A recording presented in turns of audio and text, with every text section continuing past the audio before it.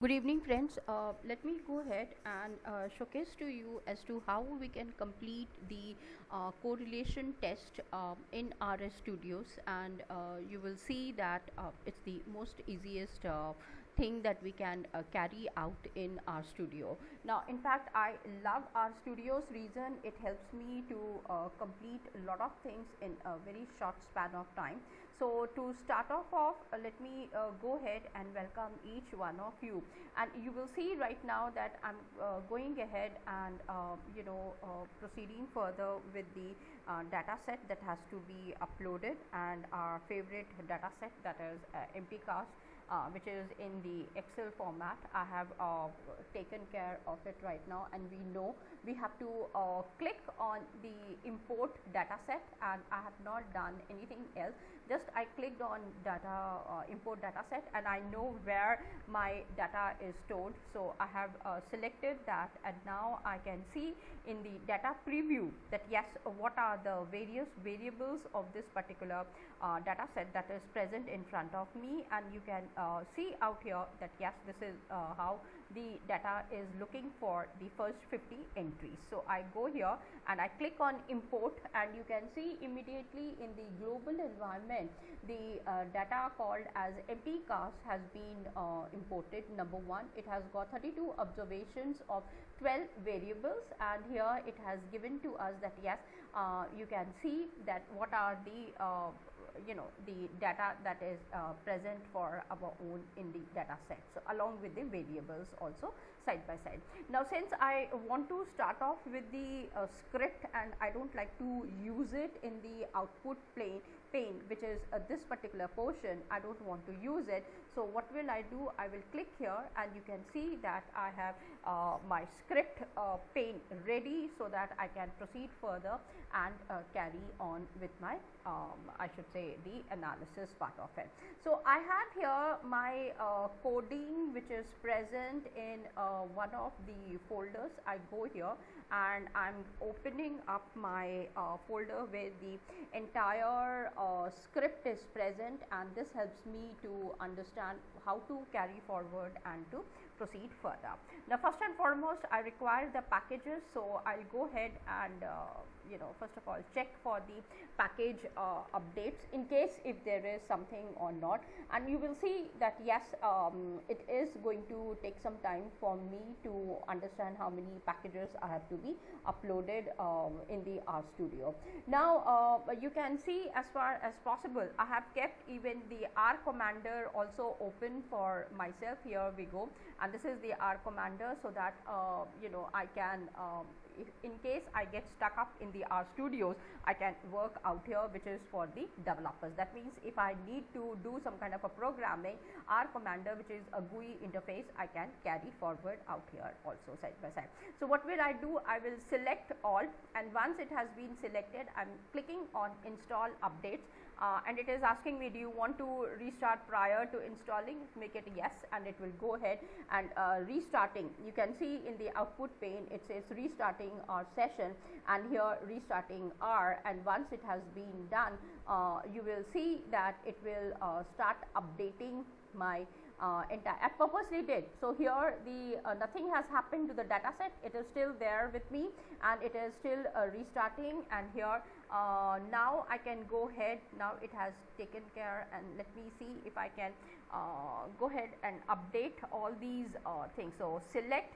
So it is saying these packages needs to be updated. So here we go, and it gets updated, and you can see the circle out here in the output pane is still working, which means that all the packages which I have selected are to be uploaded, and it is going to be present in the particular software, so that now I'll be ready to go ahead and start using them. So this is the best way in which you can proceed further with the RStudios, updating the packages regularly, and I would appreciate if you can do it once you open up the R studios, and this is I should say good to know information that yes, please carry forward with this one.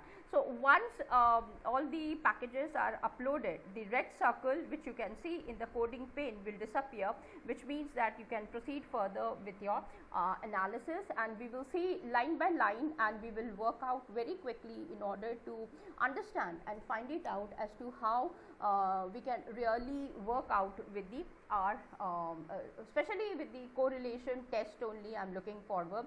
And when I say correlation, I am talking about correlation test for various variables. We will see number 1. Number 2, the visualizations also, which is the most important aspect of our studio. And as I keep telling you, this is the fun part, and you know why it is so popular as a free and open source for all of us, so that we can utilize it. So here you can have a look at it, and you will be seeing that yes, these things are available, and almost everything. Okay, now I can see that so many files are being downloaded, and it is getting, so I'm very happy. Oh yes, it is working on various things, so I hope I'll be able to go ahead and work. So still the red circle is there, so I cannot do. Now one more thing that I really wanted to tell each one of you is that keep your codings ready in a notepad or a Word file, so that you know, it becomes easier for you. If you know them by hearted, you can start keying out here. In case you have some problem, this is the best way. It will be that yes, it is there in your notepad, and one after the other you can you know, copy, and then you can paste, and you can run the code also. So here I got the message now, the downloaded source packages in this one are present in so and so. So I will start scripting from the coding pen, number 1. Number 2, I'll run, and so that we can get the output here directly.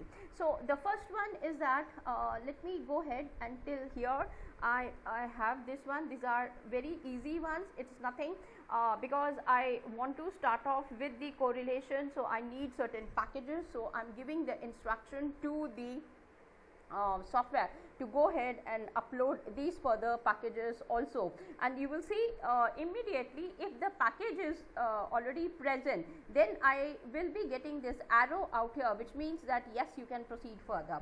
In case this arrow does not come, and you can see the circle out here, it means that the package is getting installed onto your system, so you can wait for some more time. So tidyverse loading, so can you see the red circle has appeared, it is attaching, and now it has completed. I got the arrow sign once again. So now it would be require HMIC package, so it will also go ahead and it will take some time, and now it is completed. Now with the chord plot, because I'll be using all these things today, and then we can see as to how to carry forward.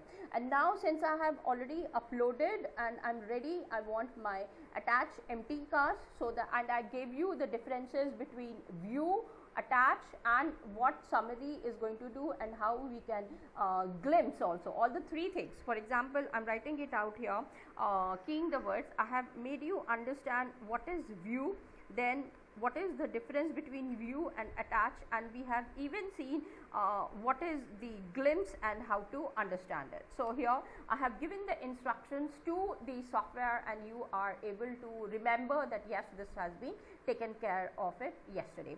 Now I told you that once you attach the data set, immediately go ahead and find it out what is the heading in your data set. So you can see it, our data set name is empty cards, and I'm working still on that only for the part of the correlation, and we can just run, and you can find it out that yes, this is the entire thing, and I don't have to check it out because I can see Mazda R tilde, then MPG, cylinder, this HP, DRAT, WT, QSEC, all are there. So I'm sure that I'm on the right track. So this has been completed. Now I will go ahead and start calling each and every line, and then we will proceed further from here. So let's see what are the next instructions that I'm giving to the RStudio. So first one is I have already required, so now I'm introducing it. It is there for me, so I'm ready. So what I have done, I have taken the data set empty cars and I am storing all the values which are present in this particular data set into a data frame which I have called it as my data.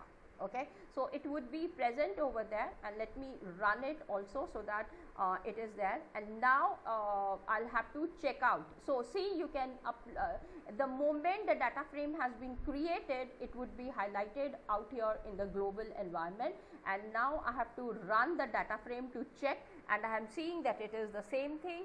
And now I am creating the factors. Now this is also something which I have already made you understand what I am tracking out here.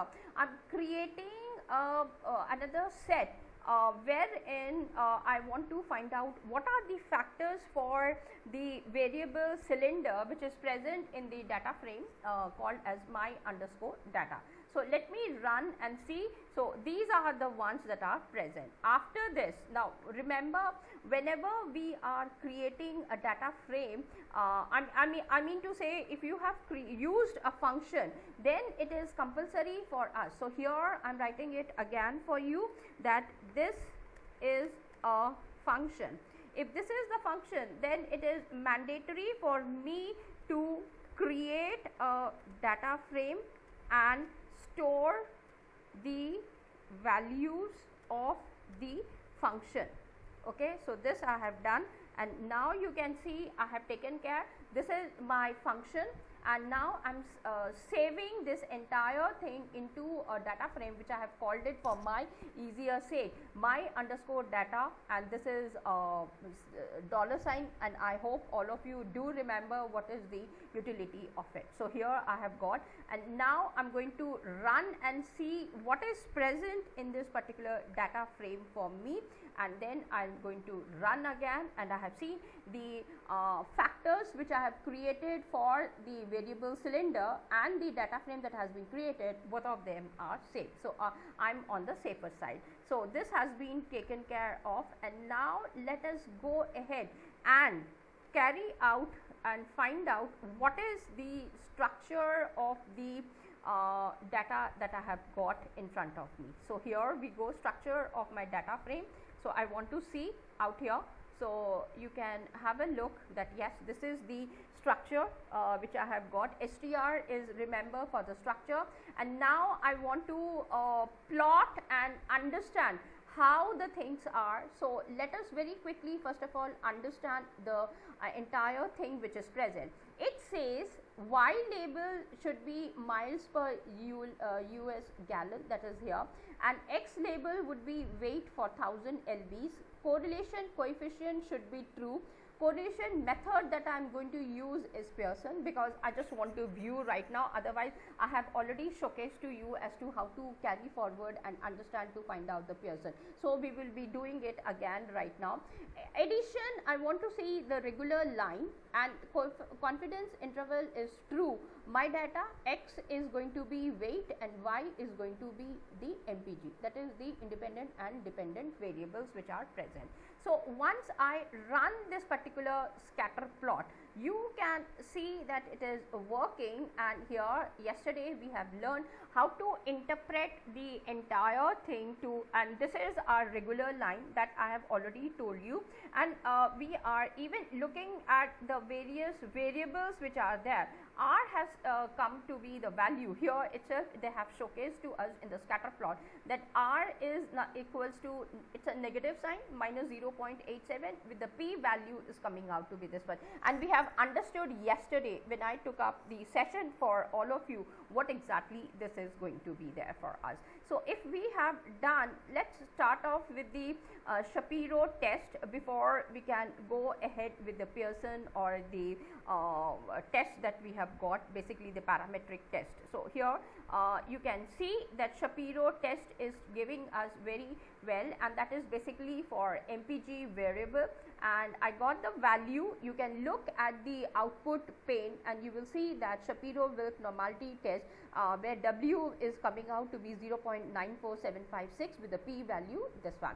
So normality test is clear. So let me see for the next variable that I am talking about, and here also this is 0.94326 and p value is this one. So, this covers for both the values that you have got, and let us finally go ahead with the further test now. Now, in order to find out certain things, let me just find out. I told you immediately after the scatter plot, you will have to go ahead with the QQ plots. So, let us run and see what is the QQ plot for MPG first of all, and here you can see that this is the value, and yesterday we spent some time in order to understand you know, what are these I mean the regular line, the gray area, which are the outliers, and what is the nature of these dots which are present, how much it is there for this one, for this particular variable, that is MPG, and that taking place. Now, let us have a look for the QQ plot for weight also and understand. So, here we can see for weight it is coming out to be a different line altogether, and we have even understood when I was showcasing to you and I discussed with you what are the different varieties of correlation, and we have seen one is positive correlation, negative correlation, then we have seen zero correlation. That was one side. The other side we have even went ahead and we found out certain other things as to how those things, and in case you have forgotten, I do have it with me, and I hope so I will be able to give it to you right away, and we are able to find out. So, just give me a moment, and maybe we can go ahead and see it whether it is saved out here. Yesterday was 28th. So, do I have with me PNG? No. So, I am so sorry, I will have to check it out and see what it is and then carry forward. Let me see, I should be have got somewhere with me on the desktop. If I am lucky, I should be able to, yes, here we go. So, give me a moment and we will see what those variable, I mean what are the different kinds of correlation apart from the polycore correlation that I could not complete it, which most probably I would be able to complete it today for all of you, and then we can have a look at it. So, let it take some time, and then you know, this is necessary for us to understand, and remember that in our studios I told you how to save the images, and in case you want to find out, you can just click on this particular blue arrow, move forward or backward, you would be able to see your own images which are available to us. Yes, so here we go. These are the different kinds of correlation that I was discussing yesterday. We have seen positive correlation, negative correlation, zero correlation. Then for scatter diagrams, these 6 are going to be there. One is the perfect positive correlation, the other one is perfect negative correlation. We have even checked out with indeterminate correlation as per with respect to the x-axis, and indeterminate correlation with respect to y-axis. And then I asked you, look for the scenarios wherein these things are feasible for us also or not. In the same manner, you will be seeing that yes, we have got linear correlation and curvilinear also. However, I would say it would be better to go ahead with the terminology, that is the difference between the linear correlation and non-linear correlation, and you would be amazed to find out that yes, under the non-linear correlation, which maybe in future, if ever I get the time, maybe we can discuss that more. Otherwise, for the present, you can see that yes, curvilinear correlation, and this is one particular shape that I was talking about, wherein you can see that yes, it has started to increase, and it seems as though there is some kind of a linear line which is going to be there. However, after some time, you can see that bend, you know, the trajectory kind of a curve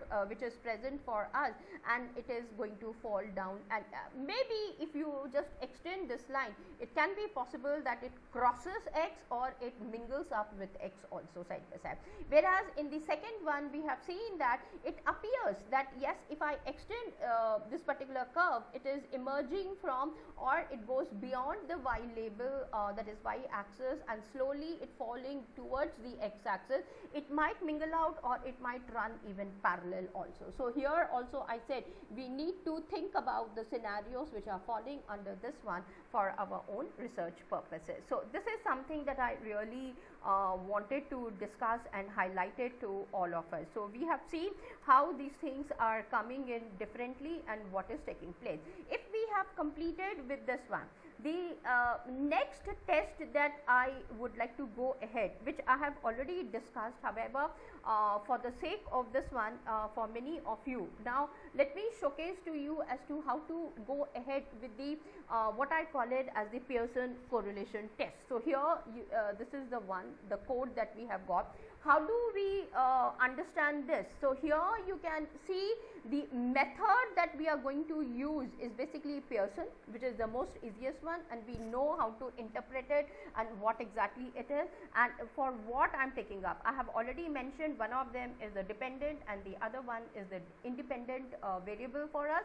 So we have taken it from our data frame that has been created as my data for the variable weight, similarly for the other variable which is MPG. So what I have done, I want the correlation test. So once I complete with the correlation test, you can see that yes, I have got the values out here, that is the t test is coming out to be as minus 9.559 with differences coming as 30. P value, probability value is in negative, that is 1.294 e minus 10. We all know the meaning of this one also. Otherwise the alternative hypothesis, true correlation is not equal to 0, and we have got the values of it. One is coming out to be as minus 0.9338264, and for the other one you can see it is minus 0.7440872, and sample estimates, the correlation value is coming out to be this much. As simple as that. Once again remember that this whole thing is our I would say the function which we have used to understand the correlation test. So again I have told you, wherever the function is there, you need to create a data frame. So my data frame right now is rest. So here I go, I am running it, and now the final printout, and you will see that the value of co-test function as well as rest, they are coming out to be the same thing. So this becomes much more easier, and now whenever you have created, the best thing is that start using str so that you are able to understand what is the structure of my data frame that has been created. So here you can see it will be telling you whether it is a number or character, integer or character, then what it is. All these kind of details are you are able to visualize, and we spend some time to understand all these things also. Apart from that, I told you that this particular correlation test, there are two things. One is the matrix and other is the p value, and we understood how to go ahead and extract the p value also. So here again I am making it a note for each one of you so that you are able to understand, and some of you who missed with the class also yesterday, we are able to know that yes, now this is like a remedial session for us wherein you are able to understand it. Now once we have found out the p value, I want to even understand what is the correlation coefficient, and that is again taking care in terms of what. So I have RES, that is residual, which is my data frame that has been created, and I am asking it showcase to me what is the various estimate, which is the correlation coefficient, and you can see it is coming out to be as minus 0.8676594. Once you have completed with these two, proceed further with the Kendall. Now for Kendall, again I can tell you, either you which I have shared it with each one of you, the notepad, it is there, you can directly run from here. Okay, this is another way to understand. And you can see that Kendall's rank correlation tau has come for us for two different variables. Z is coming as minus 5.7981, p value is this one. Alternative hypothesis, true tau is not equal to, and tau is nothing but my Kendall value, which is minus 0.727831 is the one that I have got. Now again, either this way you can do, or the other way is that you can copy paste the earlier one, that the function that you have already keyed out here for Pearson. Now here I am showcasing to you Pearson. Simply delete Pearson from here and introduce. Now I am telling you, these are all the shortcuts that you have got, and you run the entire thing. You will be getting the same value. There are no differences at all. Now I want to complete with the Kendall one we have done. So we have taken care. So it is basically what? I have created a function. Now let us go ahead and create another data frame for this particular function, and now I will be saving it in another one which is called as res2, that is my data frame. Now once the value is stored, let me run this one now, and you will see it comes out to be error object re. Okay, I have not run this one, that is the reason. So first let us run these value, and now you can carry forward, and you can see you have got the entire value for yourself. Now we have done with Pearson, then with the Kendall. So left out is for Spearman. So let us go ahead and create it one for Spearman test also, and see how exactly it is coming in. So here we go. This is for the Spearman, and now I want to find out the test value which has come in, and this is coming as the row value, which is my Spearman, and that is minus 0.886422. So we can see that yes, these are the ones. S value is 10292, which is positive. P value is coming out to be negative once again. So again you can see it's a what function. So I need to create the what I call it as the data frame. So I go here and I can simply create a different one, space, arrow sign, and then copy as it is this one. I'm so sorry, this one will not be there because that's a hash sign. So I just have to take it back, space, give a space, and run this one, and you can see warning, core test is what is a default one, cannot compute the p values. P values you cannot compute it. Okay, let's see again. Here we have got the value. Okay, fine, that's okay. So here we go, we run this one, I'm fine with it, and let us now see what is there in my data set. I have got the same thing. So we have seen Spearman, Pearson, and Kendall's tau. All three have been taken care of. So what is left out now for me? Now let's go ahead and understand one more step, which is thing that we are going to learn how to round off certain things, that is to the 2 decimal places. This is I have discussed. However, some of you had asked me to show it to you, so I am going to first of all use the library dpl.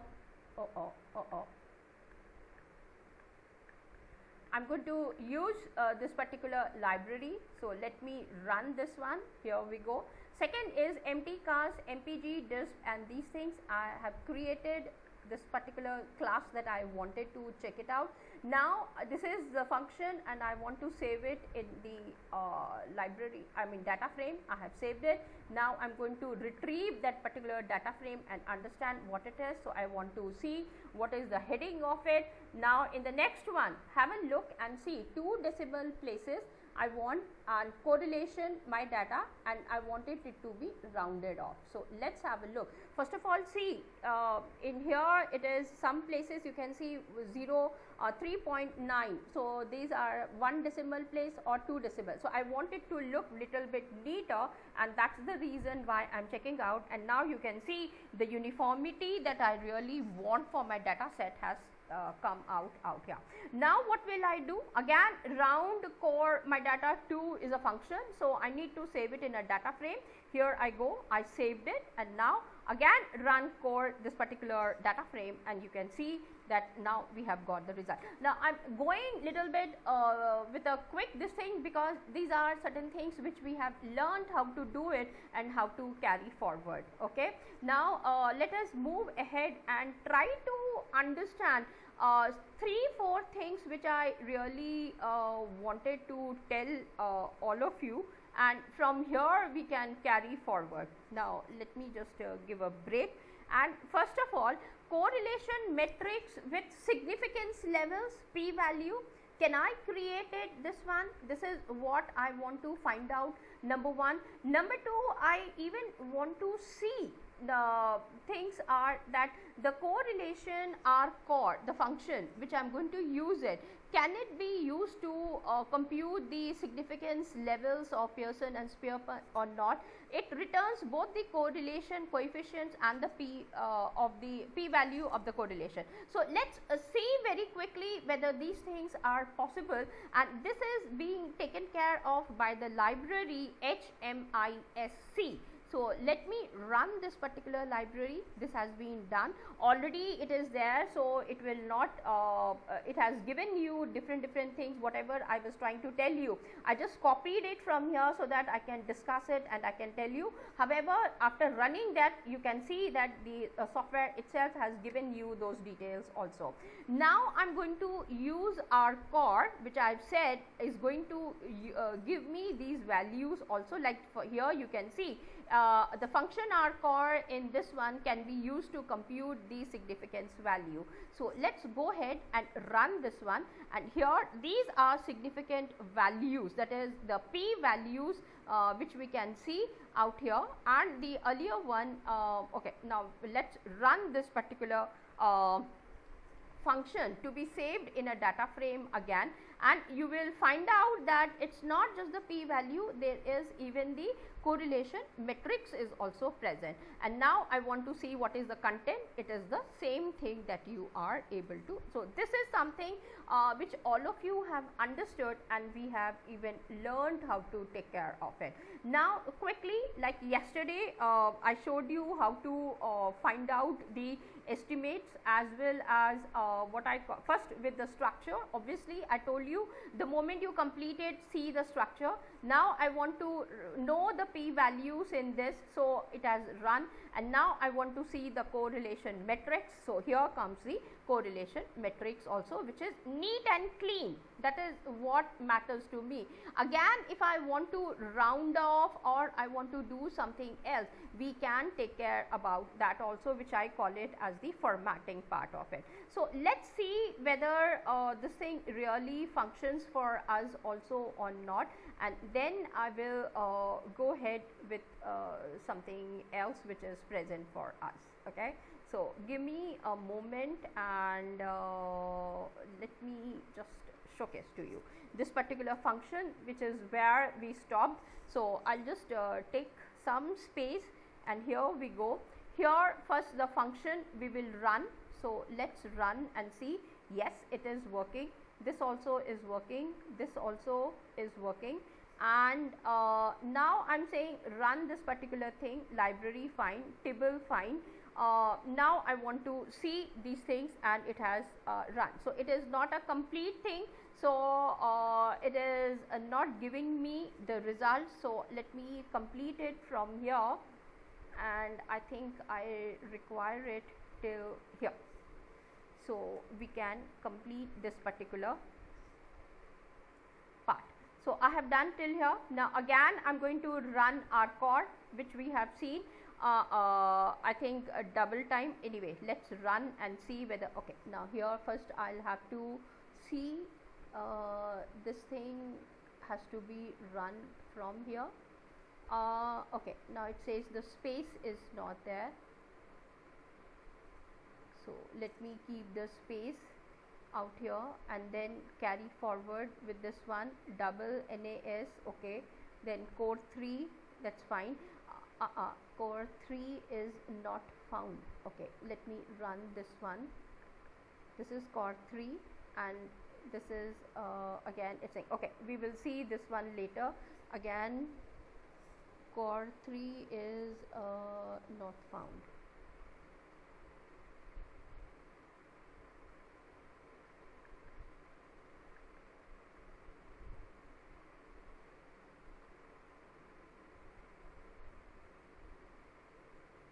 Okay, this is something that we will have to go ahead and carry forward. So in my next video, let me work on this one also and see as to how to find out what went wrong out here in this particular part, and then we can carry forward. Now this is the function for me, and let's see what is it that I have found out earlier. Core P, that is core R. Okay, I understood.